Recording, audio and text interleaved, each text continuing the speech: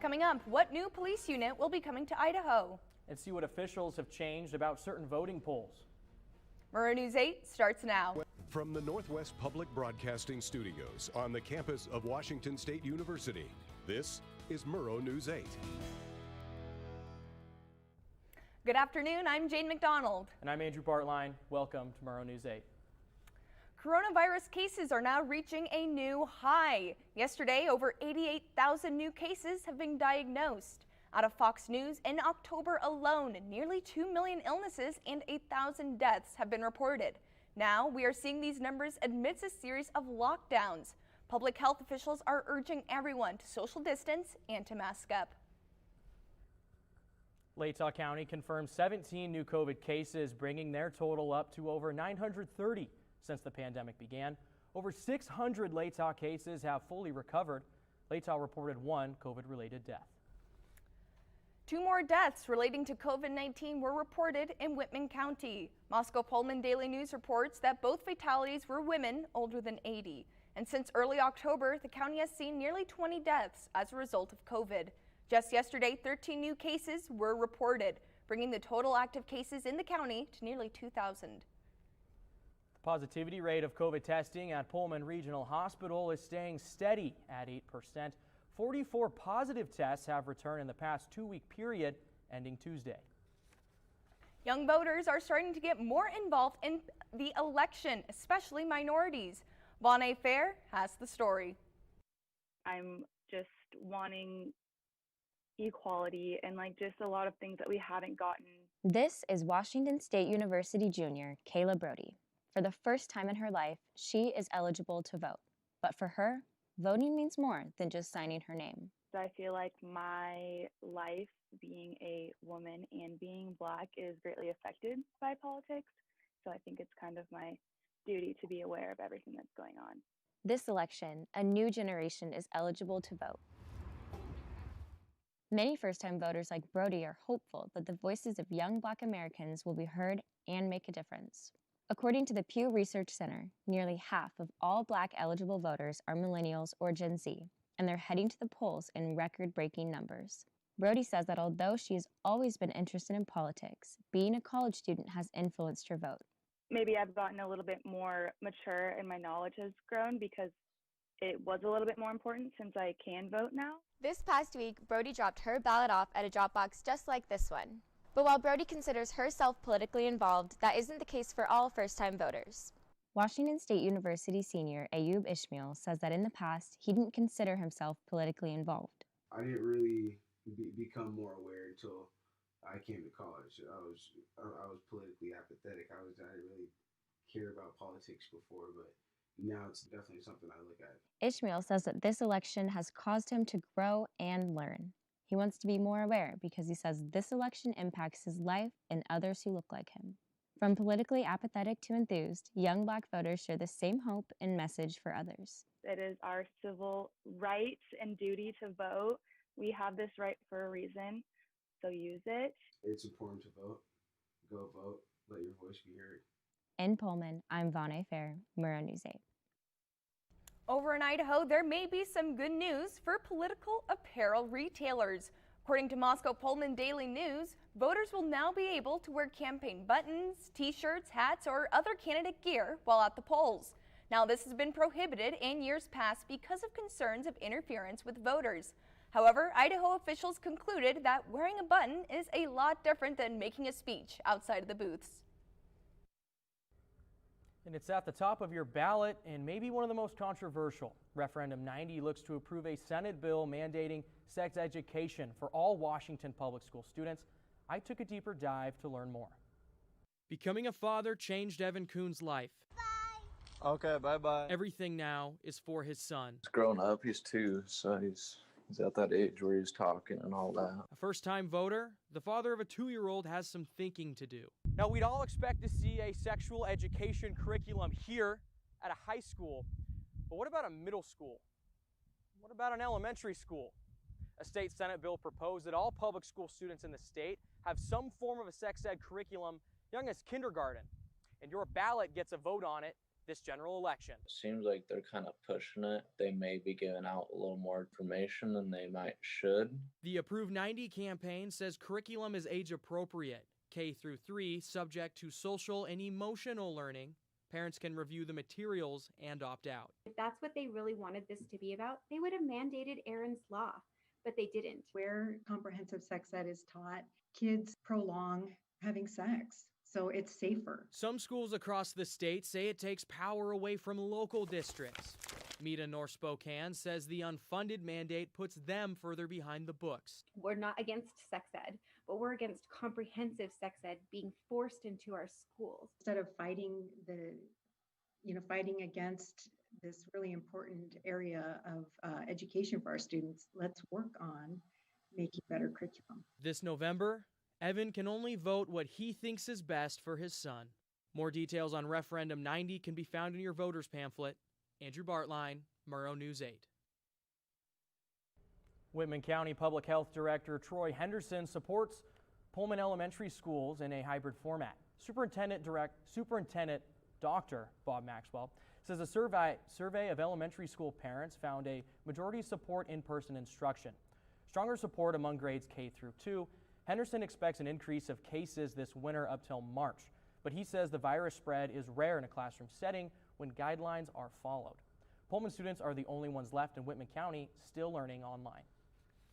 Whitman County Public Health Director Troy Henderson told that WSU school board that's keeping college students out of the classroom may have actually harmed them in the long run. Henderson supports a mix of online and in-person classes, citing how the University of Idaho has had in-person classes and seen no transmission of COVID-19 in the classroom. With the voting window closing, make sure your ballot counts. Sydney Gardner has the story. With Election Day fast approaching, Washington state voters are filling out their ballots and casting their vote. But there is something to be aware of. Washington state is one of the many states who rely on signature matching to verify the identities of people who vote by mail. And currently, in Whitman County, 251 voters have had their ballot rejected, the main reason being because their signature does not match. I spoke on the phone with Whitman County Auditor Sandy Jamison, and she explained the process. We hand verify every signature that comes in. So we scan the signature, then we compare it to the voter's history of signatures that we have on file. She said they have been trained by Washington State Patrol on signature verification, and when comparing the signatures, they look for 3 points that match. If they don't think your signature matches, that's not the end for your ballot. Ballots get put aside, that voter is contacted by us, and we give them an opportunity to come in and give us another signature or sign another signature form and get it sent in to us. If that matches the ballot, then we go ahead and move it on through the system. If you're a Washington voter, you can check the status of your ballot online at votewa.gov. All you need is your name and your birthday. But make sure to be patient. Sandy says it may take 5 to 7 days to process your ballot and change the status to accepted. With Murrow News 8, I'm Sydney Gardner. New research at WSU is tracking emotional responses throughout this election season, specifically on presidential debate nights. 45 participants were sorted by thirds: Trump supporters, Biden supporters, and undecided. Dr. Paul Bowles of the Murrow College says undecided voters didn't have a large response until the end of the debate, while Biden supporters responded strongly to Trump calling himself, quote, the least racist person in the room, end quote. And Trump supporters responded strongly to personal attacks from both candidates. Dr. Ball says Trump supporters reacted very similarly to research that looks at sport fandom. And perhaps a candidate you didn't even think of, Kanye West. He's made a lot of headlines because of his campaign, but what effect could it have on the rest of the presidential race? Derek Strom filed the report. As the presidential election draws to a close on November 3rd, the results will focus on the race between Donald Trump and Joe Biden, but a third-party candidate is getting a fair amount of attention. Rapper Kanye West is on the ballot in 12 states, including Idaho, and although his campaign may be humorous to some, others are more concerned about his run for president. I don't like it at all. I think that Kanye West is a super uneducated figure and very entitled. I just hate the idea. The dude needs help. And I just think that currently that's not what this country needs right now. Although Kanye is running as a third-party candidate, some students believe he'll be taking more votes away from Joe Biden than Donald Trump.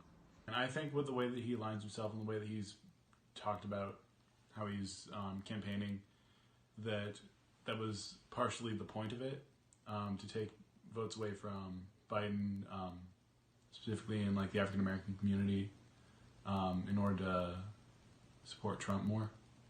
I think that it would take votes away from Biden because if people were on the fence about voting for him, they would just vote for Kanye instead. West's campaign could garner enough votes to affect the outcome in swing states like Iowa and Minnesota, where the race for president is very tight as Election Day approaches. Derek Strom, Murrow News 8. Well, it looks like a dog may be added to the Moscow police force.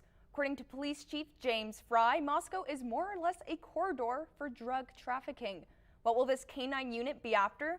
Well, the department is actually letting the community have a say. Drug dogs usually work with about 4 cents to track, and the three drugs commonly found is heroin, methamphetamine, and fentanyl. Marijuana was to be on that list. If residents want to strike marijuana from the drug sniffing list, the department will consider the request.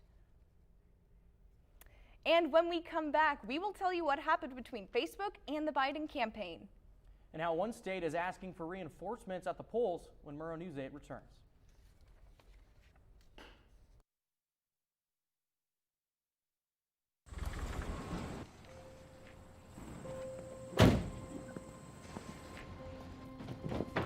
Dad, they took over my bedroom. Come on, come on. Okay, Dad. 1, 2, 3. Dad!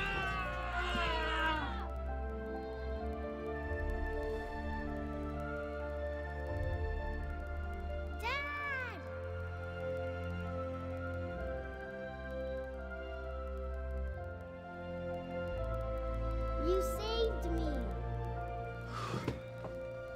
Dad? Are you okay? I'm fine, dear.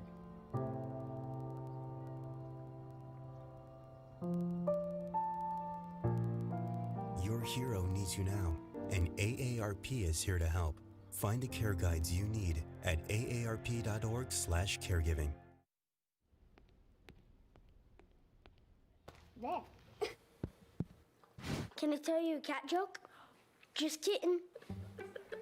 Why did the girl ask the mushroom to dance? Because he was a fun guy. What do you call a pig that knows karate? Pork chop. Why was the basketball court all wet? Why? Because the players kept dribbling all over it. Can I tell you another one? So how does a tissue dance? Put a little boogie on it. What's Beethoven's favorite fruit? Banana.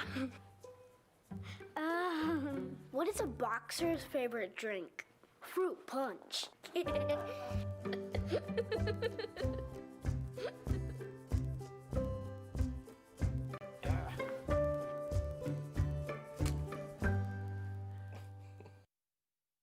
The Biden campaign is blaming Facebook for a lost $500,000 in fundraising.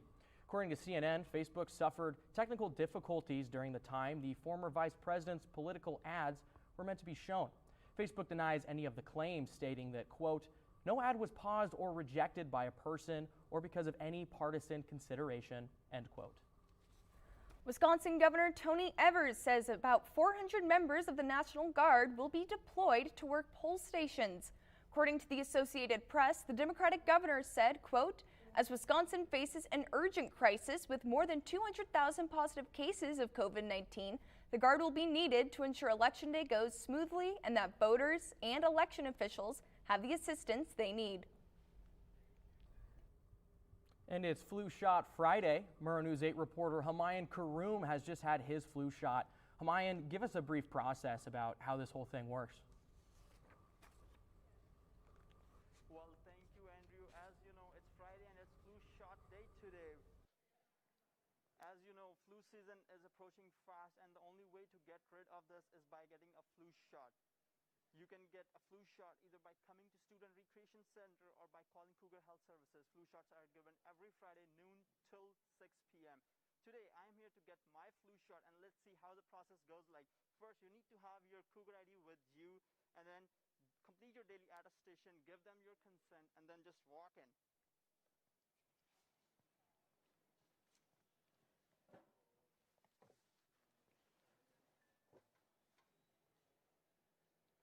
I hope this is not painful.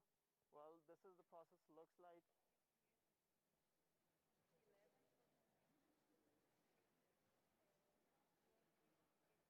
Don't forget to complete your daily attestation before coming here. Always wear a mask. Well, that wasn't painful at all. Nice. And you get a Cougar Band-Aid. Oh, we get a Cougar sticker too? Yeah. Thank you so much. Well, so you see, this is how simple it is. We recommend coming and get your flu shot and get vaccinated, because it takes at least 2 weeks after getting the flu shot, so when the antibodies start to build in your body. With Murrow News 8, I'm Maya Khurram, Pullman, Washington. Thanks, Mayan. I'm going to be honest, Jane.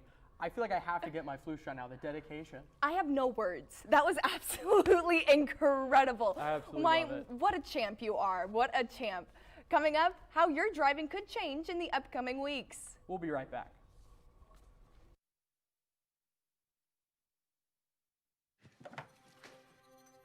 Days, months. Hey, I'm Jim from across the street. Years. I'd like to give you this. A lifetime. Can rush by without realizing what we're missing. But it doesn't have to be that way. We have a choice to take action.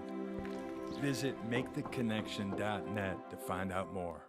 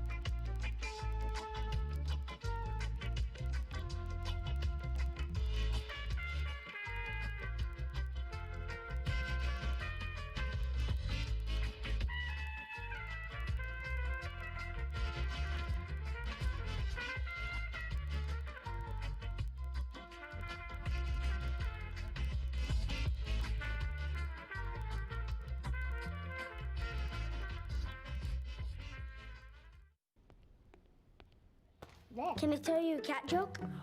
Just kidding. Why did the girl ask the mushroom to dance? Because he was a fun guy.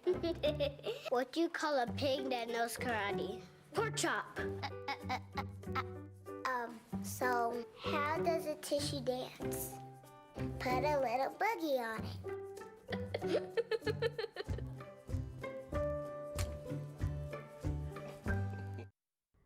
The Washington State snow tire season is upon us starting Sunday. The studded tire season runs from November 1st to March 31st, weather permitting an extension by the Department of Transportation if needed. And we've got Halloween right around the corner and some good-looking October skies this week. Murrow News 8's Alex Viviano is at the weather wall. Alex, what can we expect here this weekend? Thank you, Andrew. So it looks like fall is back, at least briefly. Today, looking at mid-50s our temperatures today with a low in the 28s, though. It's still very much October. Still a little bit windy, still cold at night, but hey, at least it's not as bad as it has been the past week. It's a little bit better. Wear a light jacket going forward. Tomorrow, Halloween, is going to be nice and foggy, which I actually do like for Halloween. I think it's kind of a nice and spooky vibe. I think it's really cool.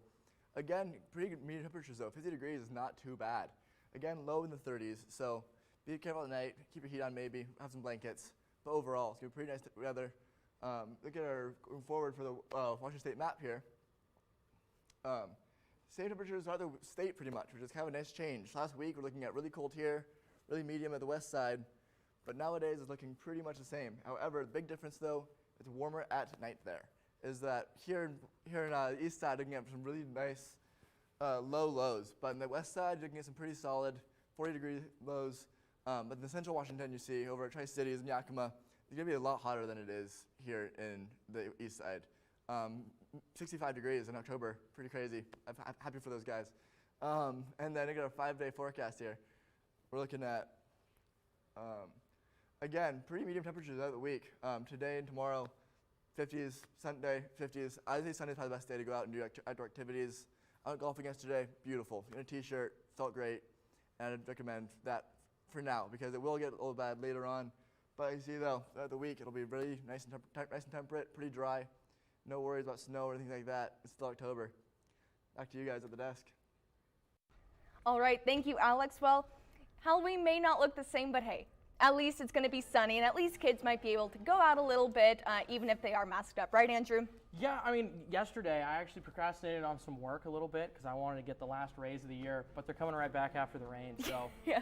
It is what it is, I guess. I'll enjoy it. Back and better than ever. Well, out of our Cougar Sports Corner, how WSU is going to coast with no fans in the stands this football season. And which retired football player voiced their support for Donald Trump. We'll be right back. My mother was always very familiar with her neighborhood, but one day she stopped at the stop sign for much longer than usual, and she didn't know whether she should go forward or turn, and she wasn't even really sure where she was at. It was very unsettling for her. I felt so much better after my son told me, "Mom, I don't want you to worry or be afraid. I'll be there for you and we'll figure it out."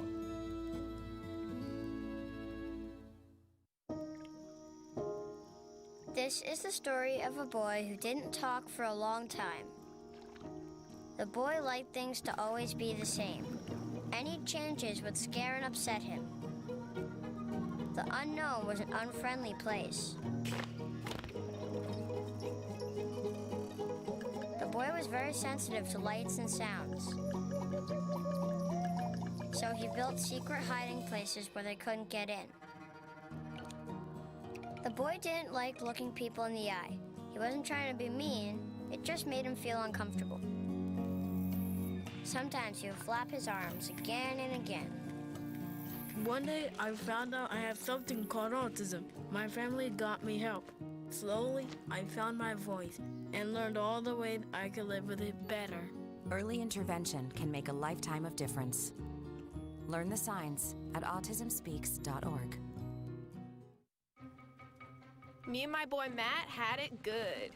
He had catnip that was off the hook. But one day, he brings a girl home, and she's allergic to cats. Every sneeze was a nail in my coffin. Now I'm in a shelter. It's decent, but they don't even have Wi-Fi.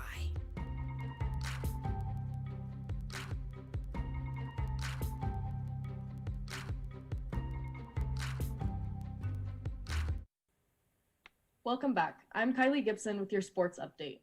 Earlier this week, Lamont McDougal indicated on social media that he would not be playing for Washington State this season, writing in an Instagram comment, quote, "I'll be back in 2021," end quote. Earlier this month, the defensive lineman contracted COVID-19, which would have kept him out of team activities and isolated for an unspecified period of time had he chosen to play. Both of McDougal's parents had previously come down with the virus, and his mother was placed into an intensive care unit. McDougal's father also underwent heart surgery, which also factored into his decision to opt out this season. Washington State University Athletics announced on Thursday that they will have fan cardboard cutouts at home football games this season. This is a trend that has gained some steam around the country where fans have not been allowed at games this season. The Atlanta Falcons renewed their NFC South rivalry with the Carolina Panthers on Thursday night, hoping to end the first half of the 2020 season on a positive note.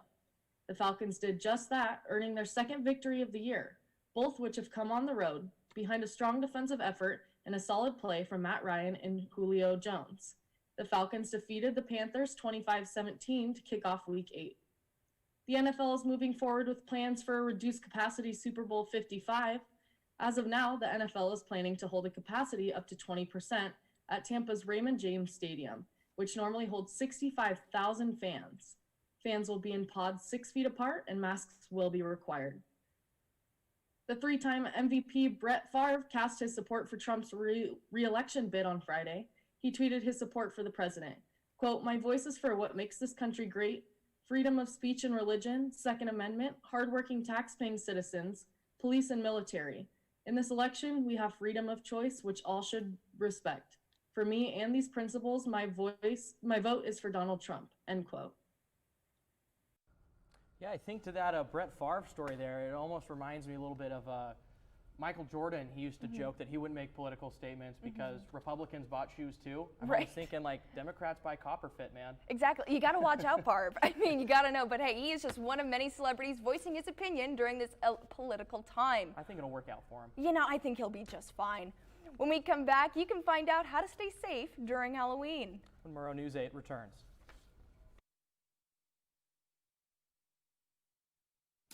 One in 3 adults has pre-diabetes. 1 in 3. That means it could be you, your favorite brother, your other brother, you, your football buddy, your football buddy, you, the boss's boss. If 1 in 3 adults has pre-diabetes, that means it could be you, your barber, your barber's barber. Nice work. Thanks. You, your plumber, Breathe right into your foot. your plumber's masseuse. Yes. You, your dog walker, On your left. your cat jogger. Or you, your co-pilot, your co-pilot's co-pilot. While 1 in 3 adults has prediabetes, with early diagnosis, prediabetes can be reversed. Take the risk test at doihaveprediabetes.org to know where you stand. Let me tell you about the toughest guy on earth. He does the work of 2 jobs, but only gets paid for 1. He's tough enough to feed the man who gave him a lifetime of nourishment. He has the crazy strength to lift the man that raised him up without even flinching. That's right. No employee of the month bonus check here. This guy, no. This warrior will always be by his father's side, even if his dad will hardly remember. Good luck finding a gym to train for that. If this guy isn't the toughest guy on the planet, then I don't know who is. Caregiving is tougher than tough. Find the care guides you need at aarp.org/caregiving. If you're like me, you want to enjoy your Halloween and try to make it as normal as possible. And if you have young children, a big question you might have is whether you can go door to door and trick or treat. Well, parents, you will be happy to know that there will be drive-through trick-or-treating. The event will begin today over at the University of Idaho Alumni Office and will continue into tomorrow. Here's a look at some of the different times and locations available to anyone. Just remember that this is for all ages, so no overly scary costumes. I'm looking at you, Andrew. And masks, of course, are going to be required. What are you calling me out for? Well, throwing me under the bus like that? I'm just saying, I'm just throwing it out there for the children at home. And you know, I would call this more bumper to bumper trick-or-treating, less door to door. Wouldn't you agree? I like bumper to bumper. Bumper to bumper trick-or-treating. I would love to do it too. Like if I was a kid, I remember I used to go to the dorms at Gonzaga University. And like the kids at the dorms had tons of candy. I think the RAs gave it to them. They would give it to us. You got like the biggest candy bars and all that. Absolutely. I hope that this bumper to bumper thing works out in a similar sense. If you can't go door to door, at least get a lot of candy. I couldn't agree more. Thank you all for watching. Have a great rest of your day. What? Oh my God.